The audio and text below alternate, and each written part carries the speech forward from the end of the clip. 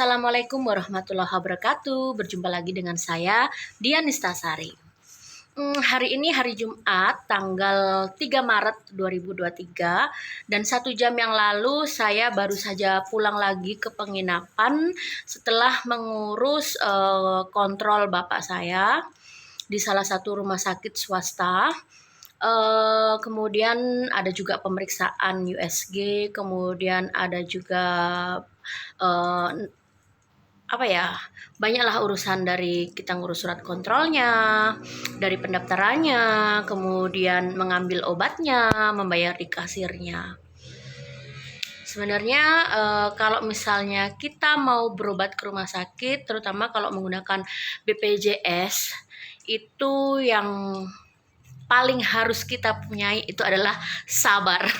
Memang benar-benar melatih kesabaran. Bukan karena petugasnya membeda-bedakan antara pasien BPJS maupun pasien umum, tetapi karena memang pengguna atau peserta BPJS ini kan banyak dan banyak pula yang membutuhkan pelayanan kesehatan.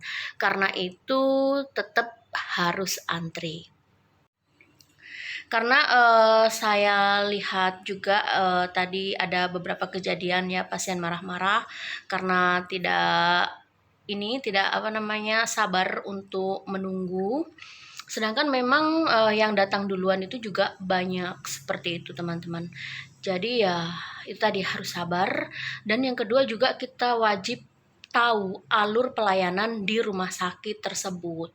Jadi kalau misalnya kita datang itu tanyalah ke bagian informasi terlebih dahulu, saya ini pasien baru atau mau kontrol atau mau berobat ke spesialis apa, ke poli apa, kemudian caranya seperti apa.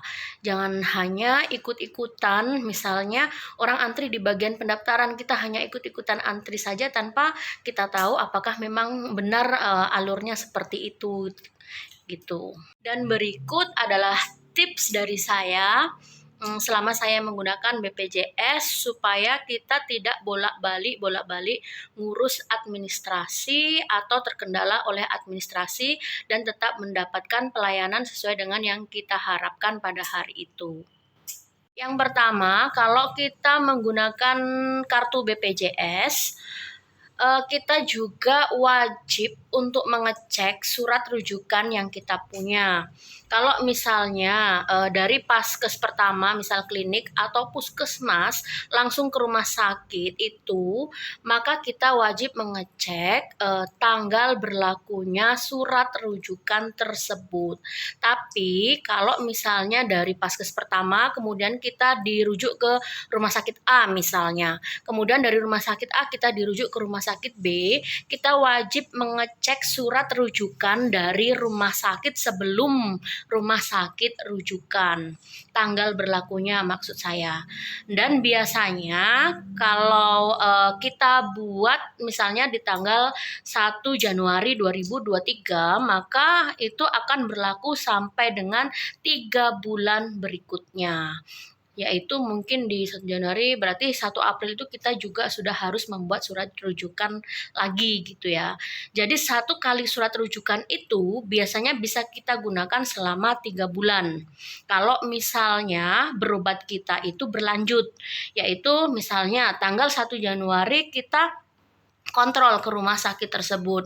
Nah, kita disarankan oleh dokter untuk kontrol lagi di tanggal 20 Januari misalnya ya. Nah, kita tidak perlu membuat surat rujukan lagi. Jadi, kita bisa menggunakan surat kontrol dari dokter tersebut dan langsung mendaftar ke rumah sakit tersebut. Seperti itu. Sampai dengan surat rujukan itu habis masa berlakunya.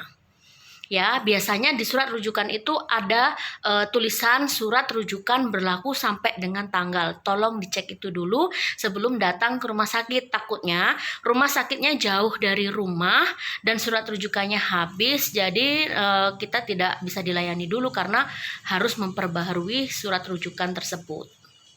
Yang kedua, siapkan data diri ya, baik berupa kartu BPJS atau mungkin bisa juga kelengkapan yang lain, misalnya KTP atau KK, siapa tahu dibutuhkan.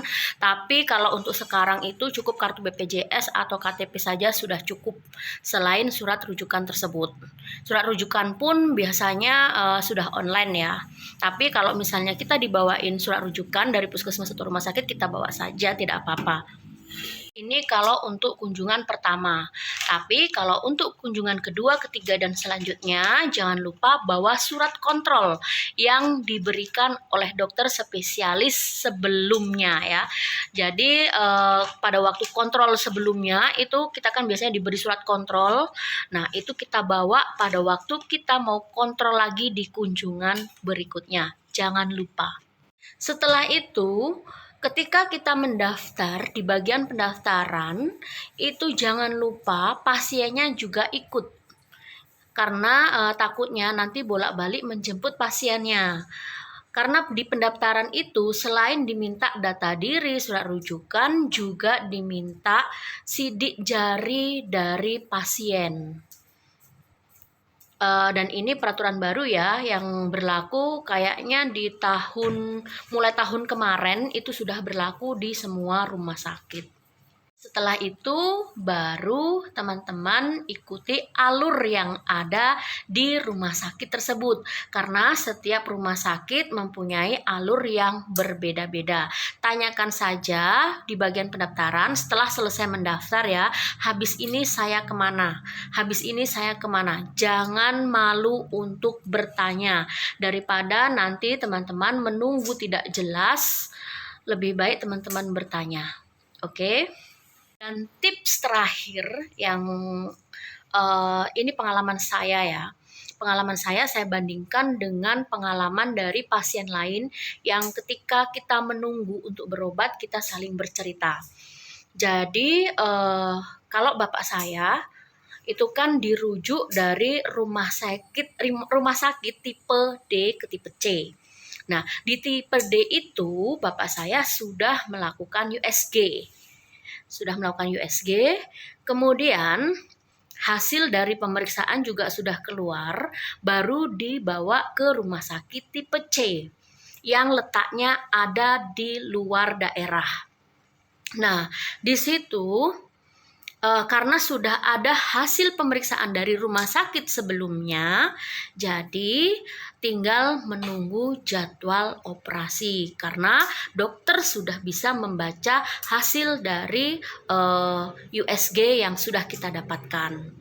Nah, kalau pasien lain yang sama kasusnya dengan Bapak, ciri-cirinya sama ya, tapi diagnosanya kita tidak tahu karena hasil pemeriksaan laboratorium penunjangnya dia belum bawa. Jadi, di kunjungan pertama, pasien tersebut disarankan untuk USG lagi untuk kontrol berikutnya. Setelah kontrol berikutnya baru dilihat dari hasil USG-nya, baru dikontrol berikutnya lagi dijadwalkan untuk operasi.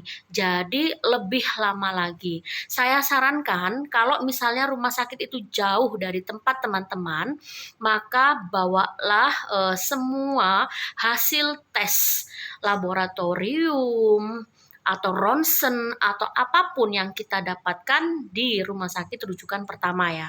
Kalau misalnya belum ada, saya sarankan teman-teman periksa mandiri dulu di rumah sakit yang ada di daerah teman-teman, baru nanti semua hasil pemeriksaan dibawa. Untuk beberapa dokter mungkin akan menyarankan untuk periksa ulang, tapi ada yang langsung menggunakan hasil pemeriksaan laboratorium atau USG atau ronsen yang sebelumnya. Jadi supaya lebih cepat penanganannya, kalau saya mending kita periksa dulu sebelumnya baru dibawa ke rumah sakit rujukan. Seperti itu. Oke, cukup sekian. Semoga saja ini membantu teman-teman yang kadang-kadang merasa bingung ya, karena sebenarnya ini terinspirasi dari ketika saya ngobrol-ngobrol dengan pasien yang lain, dengan anggota keluarga yang lain, ya mereka banyak yang belum paham tentang hal ini. Jadi yang pertama itu surat rujukan harus aktif, lihat di tanggal berlakunya. Jangan sampai surat rujukannya tidak aktif, nanti teman-teman bolak-balik ke Paskes lagi. Kemudian yang kedua, siapkan semua data diri dan pasien dibawa pada waktu pendaftaran. Dan yang ketiga, kalau ada hasil tes laboratorium, USG, ronsen, dan lain-lain, langsung dibawa pada saat teman-teman datang ke rumah sakit rujukan. Oke, semoga teman-teman yang memang membutuhkan pelayanan kesehatan saat ini cepat diberikan kesembuhan ya, dan ditemukan pengobatan yang tepat, dokter yang baik, dan semoga kita sama-sama semuanya selalu sehat. Terima kasih. Wassalamualaikum warahmatullahi wabarakatuh. Bye-bye.